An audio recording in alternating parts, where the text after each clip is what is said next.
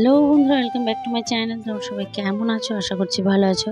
আজ আমি তাল ঘষতে বসে গেছি। তাহলে একটা এমন জিনিস কেউ খুবই পছন্দ করে, কেউ আবার একদমই পছন্দ করে না, নাক সিটকোয়। তো আমাদের বাড়িতে আমি তো খুবই পছন্দ করি, আর আমাদের বাড়ির লোকগুলো মোটামুটি পছন্দ করে। খুবই তাও না, বাট একদমই নয় তা না, একদমই পছন্দ করে না আমার ছেলে। ও একদম গন্ধ লাগে তাই বলে, সবসময়তেই গন্ধ লাগে বলে। তাহলে কিছু করলে, গরম করলে, থাকলে বাড়িতে সবসময় বিরক্ত হয়। তো আমি এই দেখো তালের কাঁচটাকে একটুখানি নুন আর গুড় দিয়ে ফুটিয়ে রেখেছিলাম 2-3 দিন ধরে, কেননা বানানোর সময় পাচ্ছিলাম না বলে দুবেলা করে গরম করে রাখতাম আমি, তারপর ঠান্ডা করে ফ্রিজে ঢুকিয়ে দিতাম। তো চলো আজ এটা দিয়ে কিছু একটা বানাবো, সেটা হচ্ছে তালের বড়া। চলো রেসিপিটা শেয়ার করি। এখানে নিয়ে নিয়েছি ময়দা আর সুজি, সেটা তোমাদের পরিমাণ অনুযায়ী মাপ করে নিও। আর এই যে নারকেল কোড়া দিয়ে নিয়েছি। তো এই রেসিপিটা আমি কখনো না খেয়েছি, না বানিয়েছি, না কাউকে বানাতে দেখেছি, কোনোটাই কিন্তু নয়। জাস্ট আমি একবার শুনেছি। তো সেই জন্যে ভাবলাম যে এইভাবেই বানাই, দেখি কেমন লাগে। তো যদি আমার কোনো জিনিস এক্সপেরিমেন্ট করতে গেলে সেটা আমি কম জিনিসের ওপর করি। তো আমি প্রথমে একটা বাটিতে সেটা করে নিয়েছিলাম, দেখলাম ঠিকই হয়ে গেছে বলেই আমি বেশি করে বানাতে এসেছি। তো এখানে নিয়ে নিয়েছি ময়দা, সুজি আর নারকেল কোড়াটা দিয়েছি। তো চলো এটার সঙ্গে এবার দিয়ে দেবো চিড়েটাকে ভিজিয়ে আগে থেকে রাখার কোনো দরকার নেই। চিড়েটাতে জল দিলেই চিড়ে দেখবে এমনিতেই সফট হয়ে যায়। তো সেটাকে জল থেকে ছেঁকে দিয়ে ধুয়ে দিয়ে দিলেই যথেষ্ট। চলো আমি দিয়ে দিই চিড়েটাকে। তো এইগুলোর সাথে সব নিয়ে নেব, ময়দা, সুজি, নারকেল কোড়া, চিড়ে, একটু খাবার সোডা, একটুখানি মৌরি দিয়ে নেব। আর অনেকেই কালো জিরে দেয়, কিন্তু আমাদের বাড়িতে কালো জিরেটা পছন্দ করে না, তার থেকে মৌরি সেন্টটা আমার বেশি ভালো লাগে, ওই জন্য আমি মৌরি দিয়েছি। আর দেবো 2 চামচ চিনি, 2 চামচ চিনির বেশিও দিতে পারো। আমার যেহেতু কাঁথে অনেকটা পরিমাণ গুড় দেওয়া আছে, সেহেতু আমি এখানে চিনি বেশি দেবো না, শুধু 1 চামচ দেবো। তবে তোমরা তোমাদের যে যেমন মিষ্টি খাও সেইভাবে এটার পরিমাণটা ঠিক করে নিও। তো সব কিছু দিয়ে এর সঙ্গে দেবো এবার তালের কাঁচটা দিয়ে ভালো করে এই ব্যাটারটাকে মাখিয়ে নেব।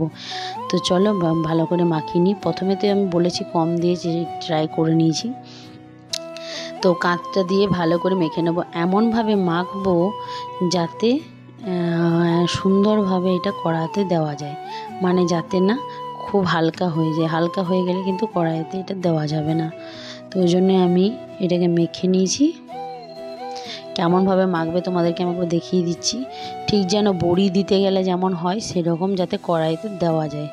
এই দেখো অনেকটাই বেশ ব্যাটার হয়েছে, তবে এটা কিন্তু খুব সময় সাপেক্ষ। এই দেখো এইভাবে যেন দেওয়া যায়। তো এটা খুব সময় সাপেক্ষ। প্রথমে আমি কড়াইতে তেল গরম করে নিয়েছি ভালো করে, এরপর একটা দিয়ে তুলে নেব। এটা আমি ভালো করে ভাজিনি, এমনিই তুলে নিলাম, কারণ প্রথমে একটা দিয়ে তুলে নিতে হয়। যাই হোক, তো চলো এটা ভালো করে ভাজিনি বলে লেগে গেছে। এরপর এক ঝাঁক করে আমি দিয়ে দেবো। এই যে এক ঝাঁক দিয়ে দিলাম। তো এরকম ঝাঁকে ঝাঁকে সমস্ত বড়াগুলোকে ভেজে নেব। আর বড়াগুলো ভাজার সময় স্টিমটা খেয়াল রেখো, যেন স্টিমটা হাই হয়ে গেলে বড়ার বাইরেটা পুড়ে যাবে, ভেতরটা ভাজা যাবে না। ওই জন্য খুব সময় সাপেক্ষ, কিন্তু এই একজাম ব্যাটারটা করতে আমার প্রায় 2 থেকে 2.5 ঘন্টার বেশি সময় লেগে গেছে। কেননা যে কোনো জিনিস যদি খুব তাড়াহুড়ো করো তো জিনিসটা বেশি খারাপ হয়ে যায়। বিশেষ করে আমি তালের জিনিসে দেখেছি, যদি তুমি স্টিম বেশি দিয়ে দিয়েছো তাড়াহুড়োর জন্য, তাহলে জিনিসটা পুড়ে যাবে, খেতেও ভালো হবে না। তো জন্য আমি এক এক করে সব,